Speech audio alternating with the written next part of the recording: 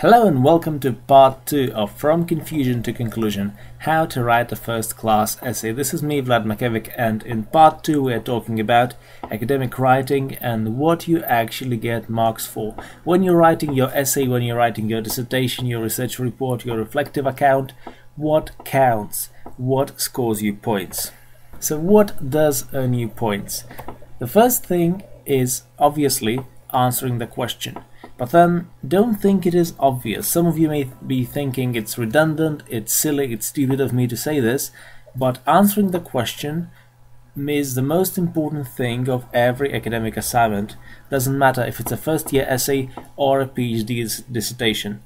Because every single bit of writing that you put in your assignment, every single sentence, every single paragraph or section has to serve the sole purpose of your academic assignment, and that is answering the assignment question, whether the one that the lecturer set you or the one you created yourself. The structure, there's a particular formula according to which academic assignments are written, and of course obeying those rules, observing that sequence of sections in your assignment, that also earns you points. Style and language, how do you write? Where do you learn how to write like an academic? Where do you pick up those features of academic writing that you need to emulate? You don't write your academic assignment the way you would write a text message or a friendly letter, but there are certain guidelines of style that need to be observed. Research and analysis, the depth of your research, the breadth of your research, the quantity and the quality of your sources, all of these things matter. What counts as a source? What to use? Which sources are more authoritative? How to research efficiently? How to analyze your data? How to discuss the relevance of your data? All these things matter. The references, the nitty-gritty of academic writing, the most difficult part probably is something that many people struggle with and something that accounts for about 30 to 40% of your marks, so very important. Formatting and presentation. This accounts to about 5% of your mark, and this can make a difference between a 2-1 and a first, or in more extreme cases between a pass and a fail. So naturally something to be observed. Professional presentation, professional formatting, uniform points, it must look good on the page. So when you're answering the question, the most important thing, as I said, is relevance. Make it relevant. Let's look at this example. This is a sample essay question from the business studies. Using relevant theory, for example motivation, discuss the extent to which the principles of scientific management are relevant to organizations in the early 21st century. It's quite a mouthful and it's quite a complicated question, and that's why I would like to break it down for you. It is very important to pay attention to the constituent parts of the question. I'm going to talk about it later. In part 3 I'm going to talk about breaking down the essay question and creating your own. So, the principles of scientific management. It's very important to pay attention to what you need to analyze, and here you have this concept, the principles of scientific management, that you will need to define, that you will need to analyze, that you will need to contextualize in your assignment. Then you have the physical context of the study. Organizations in the early 21st century. You don't focus on organizations in the late 20th century. You certainly don't focus on anything in the 17th century. You focus on organizations in the early 21st century, and these words, they limit your focus. They sort of define your reading. From this part of the assignment you should pick up the clues, what is important, what is relevant to your reading list. The word discuss, that's a very special word. It's one of those so-called question words that academics use in assignment titles.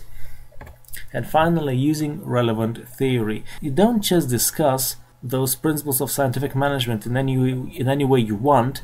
You need to discuss them using relevant theory, for example motivation. So you see, all of these things, they put restrictions on you. You're not free to read anything you want. You can only read on this subject in this particular context, and this is good.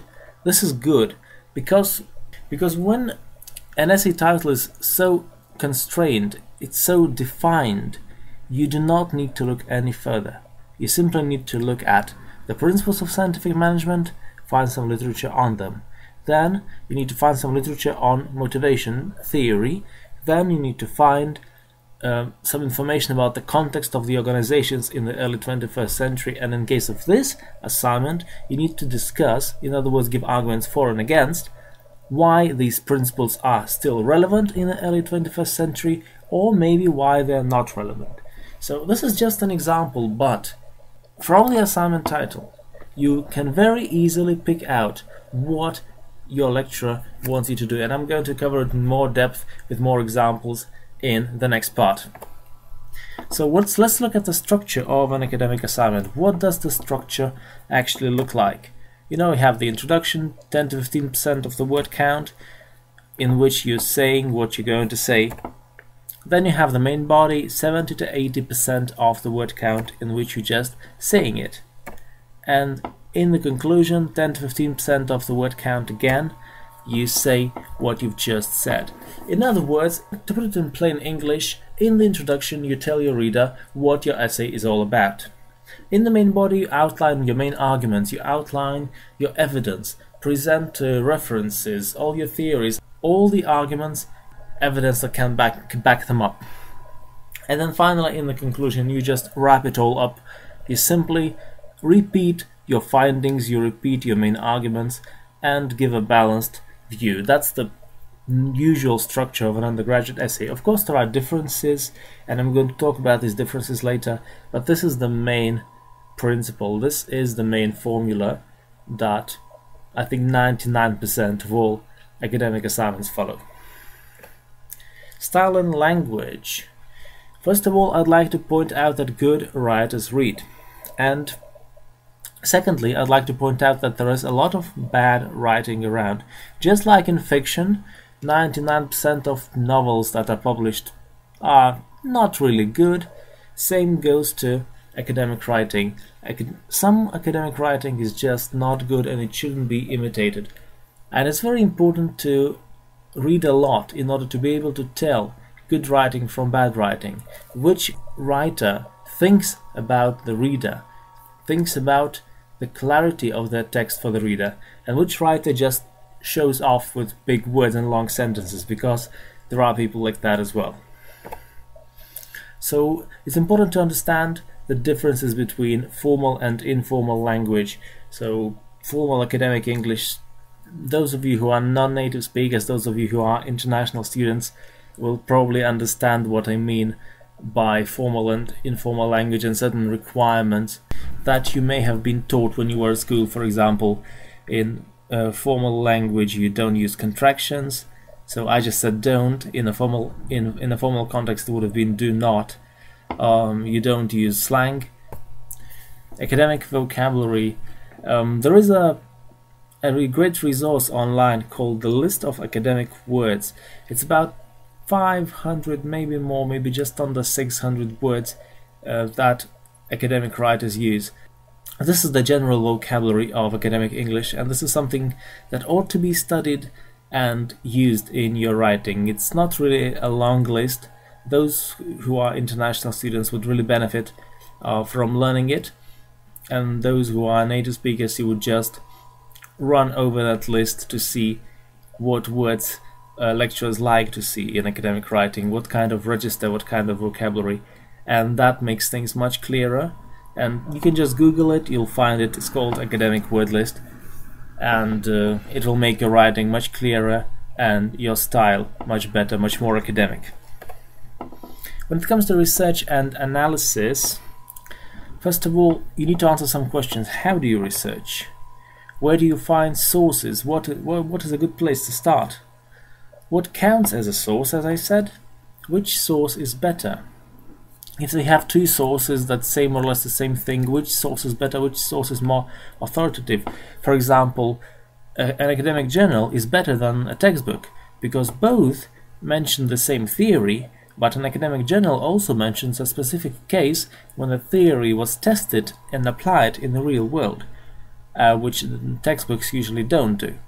Or for example, if you have two pieces of journalism, and one of them references certain studies, gives more information about how the knowledge of the article was obtained, and then the other article doesn't give that information, of course the first one is better, but then there are many ways to determine the authority of your sources, and I'm going to speak about it. How do you write critically? That's probably the most hated word in academia. You need to be more critical. Every lecturer tells their student you need to be more critical, but no one explains what they mean by it. So I'm going to explain it in this course as we go along. When it comes to referencing, I'm going to answer 3 questions during this course. What is referencing? Why do you need to reference? And how do you reference? Formatting and presentation. Once again, a few simple rules to start with, but I'm going to cover everything in greater depth. So, first of all, as I said, formatting and presentation accounts for about 5% of your final mark. 1.5 inch margins, because your lecturers will like to mark things, they will like to write comments in the margins, so make sure you leave plenty of space for your lecturers to write in your essay, in your academic papers. Uniform fonts, once again, no jumping fonts, no fancy butterfly style bullet points, everything very conservative, everything very uniform. It looks professional, and it looks very presentable. A conservative cover page.